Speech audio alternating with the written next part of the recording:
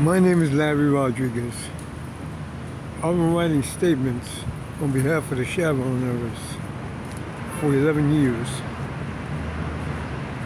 She's been sexually molested and robbed by cops from Houston, Texas. Now it's 11 years later, and these cops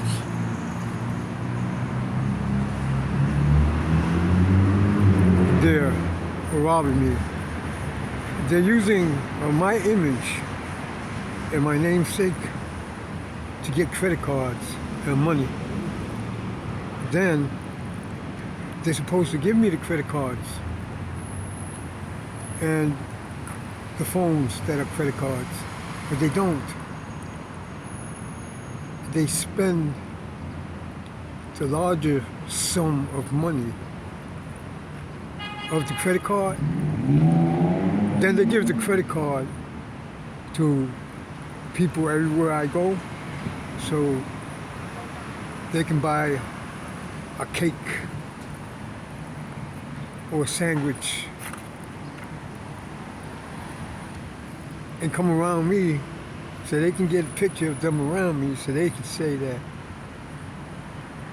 since I was in the picture with them and they used that credit card, that I must have gave it to them.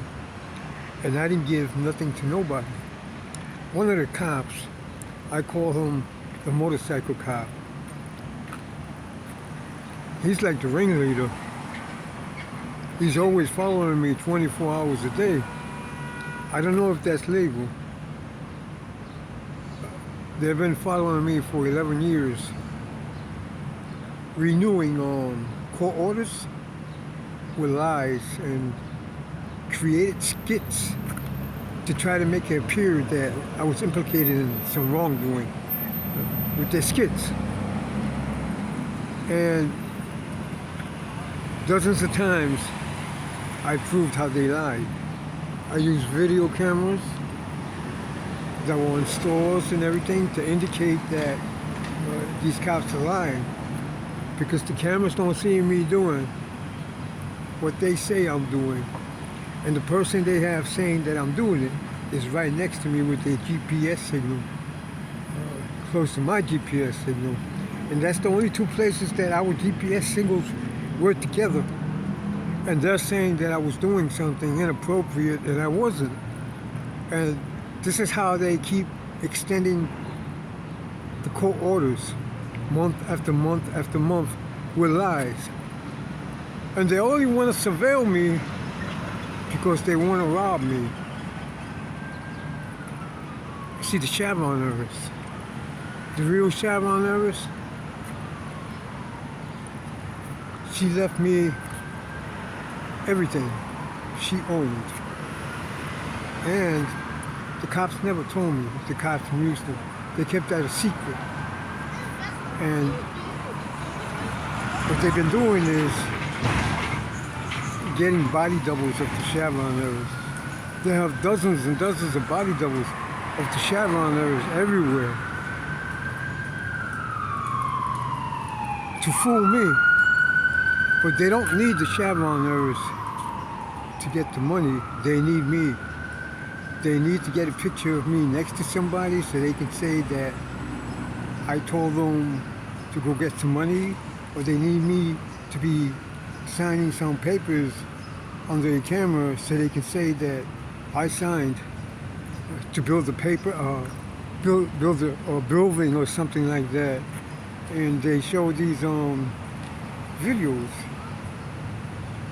to verify their lie that I said to give them money, and I didn't say to give them money. And they use their authority as police when they're doing this. So because they're police, the people think that they're not doing nothing wrong. And what they're doing is they're robbing me. I wrote dozens, hundreds of dozens of statements in relation to the cops from Houston, Texas. And I didn't get one disposition back. I didn't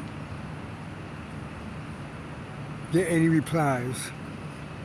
they didn't stop stalking me. So now I'm saying that since the supervisors know that these cops is doing what they're doing illegally, they're robbing me, and the supervisors ain't stopping them, that means that the supervisors are responding to superior, that they're the principal actors in this, because they can turn it on and turn it off. And they were supposed to turn it off as soon as I made the complaints, and it was evident that these cops from Houston, Texas impeached themselves. These cops from Houston, Texas impeached themselves. Once an officer of the law, or anybody who's taking a government oath, does something that their oath says they can't do, they impeach themselves. They committed perjury. They lied. Because they took an oath to say they would do certain things, and they didn't do these certain things, so they lied. So once these cops impeach themselves, they're no longer cops. And these cops impeached themselves years ago in relation to the circumstances with me, and they're still following me. The Criminal Justice Department allows them to still follow me even though they impeached themselves.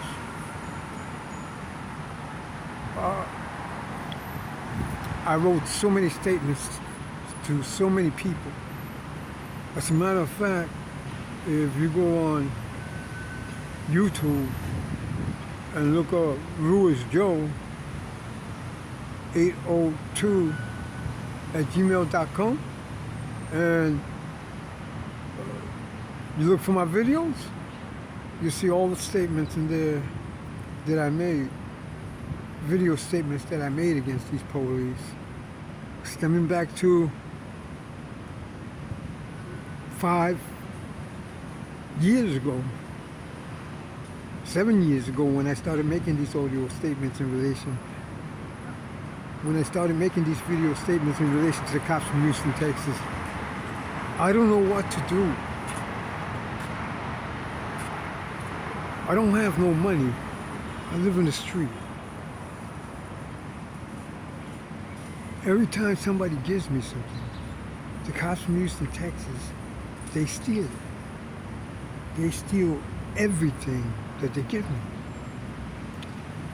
Let me let you in on another secret here.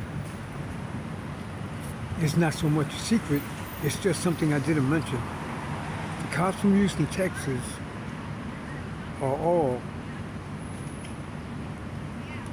gay men. And I believe they have a fatal attraction toward me because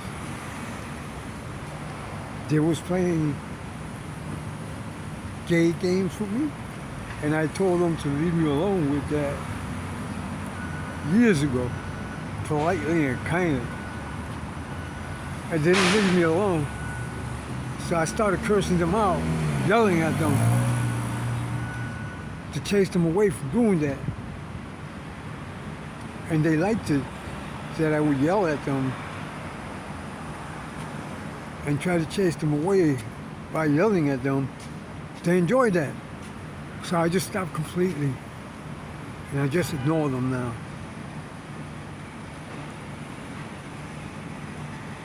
They always threaten me. They have people in the street that are not law enforcement. Many of them are in gangs, working for them, oppressing me for them, robbing me for them. If you're a gang member and you know somebody who's oppressing me in the Sharon areas, that's in the gang, he's working for police. It's not good that they work for police because other gangs see that, and they see that a certain individual that's in the gang is working with police to oppress me. They're going to use that and grandstand on that one day when they have any animosity toward any other gang and a gang that that particular individual is in too. And they're going to say, man, that whole gang is blasphemy. And they're going to indicate that individual what he's doing. Look, he's oppressing that dude. Everybody who oppresses him and that woman, they all work for cops because the cops is doing that to him. And they're using them to do that. I got dozens of people telling me that because I write police up, that I'm snitching. I try to explain it to them that when you write police up, you're not snitching, you're fighting oppression. That's how you deal with law enforcement entities that are carrying on illegal. And I've been writing them up for years, even before I came to New York. And I came to New York, and the cops from Houston, Texas, they recruited all these people. They pick them up anywhere. They recruited them to work with them. Now these people all around me that are oppressing me for the police, they're trying to say that stop snitching, that I'm a snitch because I'm telling on police. They're trying to say that I'm a snitch. I was up north for 16 and a half years, straight, flat. And I know that when you write police up, that you're fighting oppression, that you're not snitching, that it's different. These individuals that are calling me a snitch, they know that too. But it seems that they just trying to help the cops, their employers, to try to get me to stop telling on police. They keep giving my money away every day. They get people to come around me. They pick anybody in the street to come around me. That's and fair. they give them a phone and tell them, go ahead, go buy some things with it. And it's a phone that has like a credit card in it. And the cops from Houston, Texas, for example, if the phone had $200,000 in it, the cops from Houston, Texas would have spent $195,000 and gave $5,000 to the people they pick up in the street so they can buy sneakers or something like that and come around me after they purchase these things. Because they want to make it look like I gave these dudes the credit card or the phone to use them things, to buy them things that they bought with the phone. And I don't even know them. But they know me because the cops, they point me out. And they say, that's him. Just walk next to him so they can get a picture of them next to me so they can say that I'm associated with them and I'm not. And I'm saying, where do these people come from?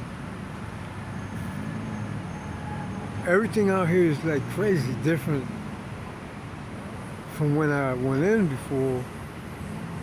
16 years when I first went in, for them 16 and a half years, everything out here changed. Everybody's like working with police like it's okay, like it's something you do, like it's a norm. And I don't see where there's any norm in there. I can't do that. I don't feel that it's right to do that. To work with police, to oppress another man that's not police. I can't do that. I can't work with police, period, in any kind of crime. I can't commit crime, period, no more. I don't do that. I was young and stupid when I was committing crimes. I'm not stupid and young no more, so I don't commit crimes no more. However, the cops they're robbing me. And because they keep getting different Chevron errors, right? To try to make me believe that that's the true Chevron errors. I know for a fact that the real Chevron errors ceased to exist right at the time where these cops started to bring different women around portraying the Chevron errors. Right around that time was that the Chevron errors ceased to exist. And right around that time, I became the heir to everything that she had.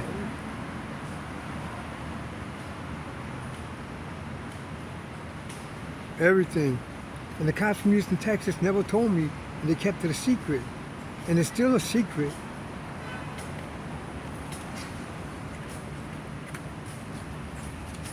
And it's still a secret because I don't know anything about it.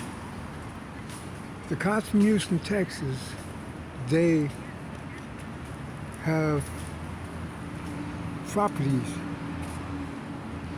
that they built with my money. I say it's my money because they use pictures and my likeness and my identity to get the money.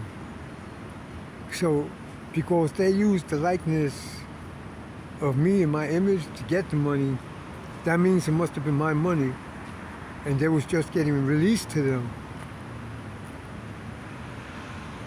saying that they was going to give it to me, and they never gave it to me. They spent it. As I mentioned earlier, and this goes on every day, every day, every day. One of them is motorcycle cop. He hates me. Just another one. He's a bald-headed cop. This is like a dozen of them all together. These guys, they're always around me, oppressing me. I don't get no sleep. They follow me everywhere I go. I try to get the government to assist me, and they didn't. And I'm saying, look, these cops are committing crimes on me. Stop them. And they're not stopping them. And I'm saying, okay, I'm going to walk into a bank and I'm going to slip a note and say, give me $100,000. Just like that. No threats or nothing. Give me $100,000 and I'm going to walk out the bank with $100,000. But they can't do nothing to me.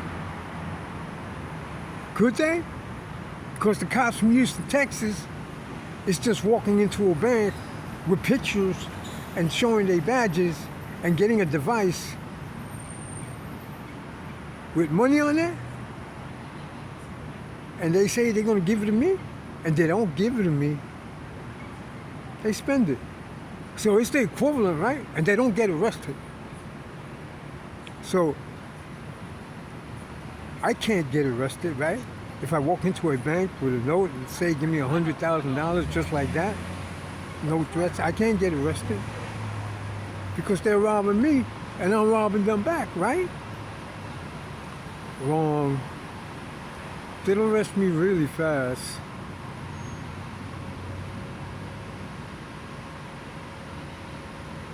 Well, I need some help.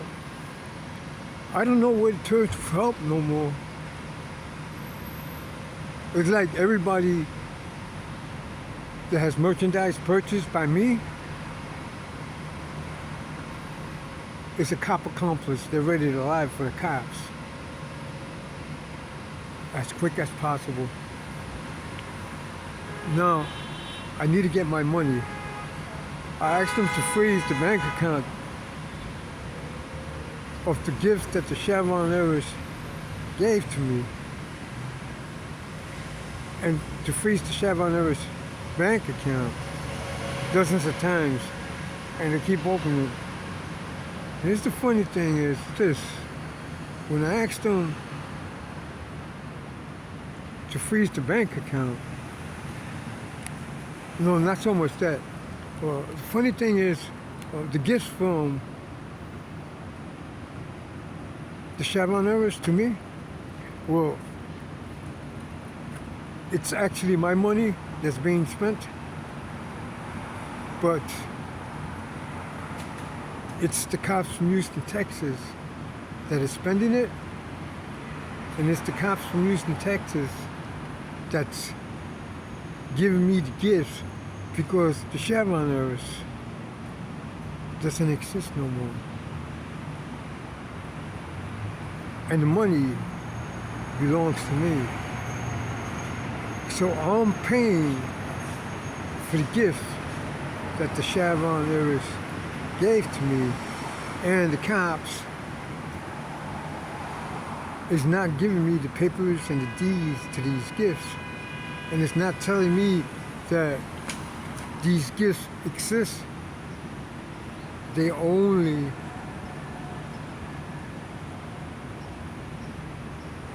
give the money, device, to their friends to buy cars, buildings, and stuff like that, stores. And all the stores, all the buildings, all the mansions, all the condominiums, all the buildings built in New York City since I've been here with the Chevron heiress, they're mine. Because I don't believe that the true Chevron heiress was ever here. I believe that she stopped to exist over there in Houston, Texas. And there's so many people in the government covering this up because they're getting some of the money. But we're talking about close to maybe 79, 80 billion dollars that may be left. Or it still may be $96 billion. And that's how much money we're talking about. And the Chevron heiress left it to me. And the cops and the government don't want me to have it because they want to keep it, they want to spend it. No, I need some help from somebody out there. Somebody out there, if you're an attorney and you want to get rich, you assist me. And I'll buy you a building where you can have the biggest firm in the United States. You assist me get my money. You assist me get what belongs to me. And I'll get you the biggest building. I'll get you a building so big that you'll have the largest firm in the whole United States.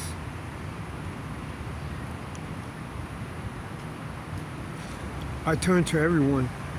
I've written El Mundo, newspaper editor. I write to the Chief Justice of the United States, but I don't think he's entertaining the letters. I think he just forwards them to the appropriate places, and that's a good thing. And I appreciate that very much.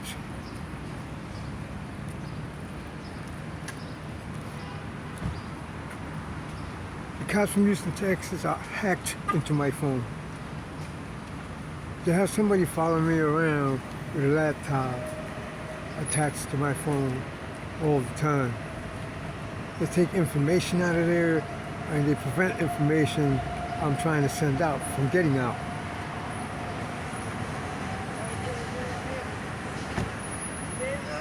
Like if anybody sends me anything in relation to the gift of the Chevron heiress, I won't get it. The cops from Houston, Texas will take it out of my mail, out of my phone, before I see it. As soon as it gets in my phone, they have to take it out. And that's why they have a hacker following me around everywhere I go. I need some help. I'm in New York City.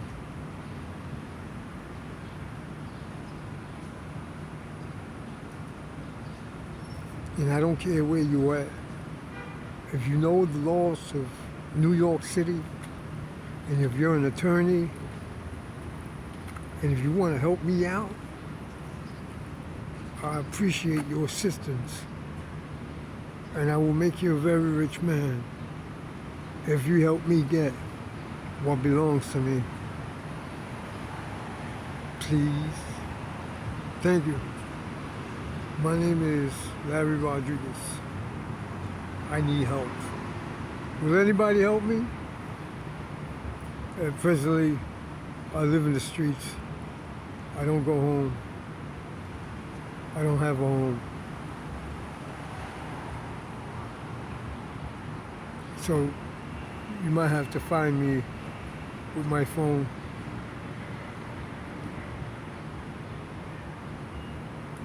My GPS symbol. My phone number is 347-894-1438.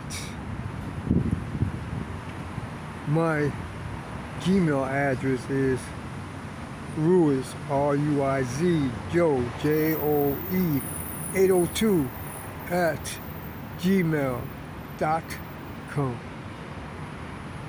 Thanks. Anybody interested in taking this case? I appreciate your assistance. And if it works out good, you get me my money, as I said before, I'll make you a very rich man. I'll make you a very rich woman, whatever. Have a good day. Thank you. Today is July 18th.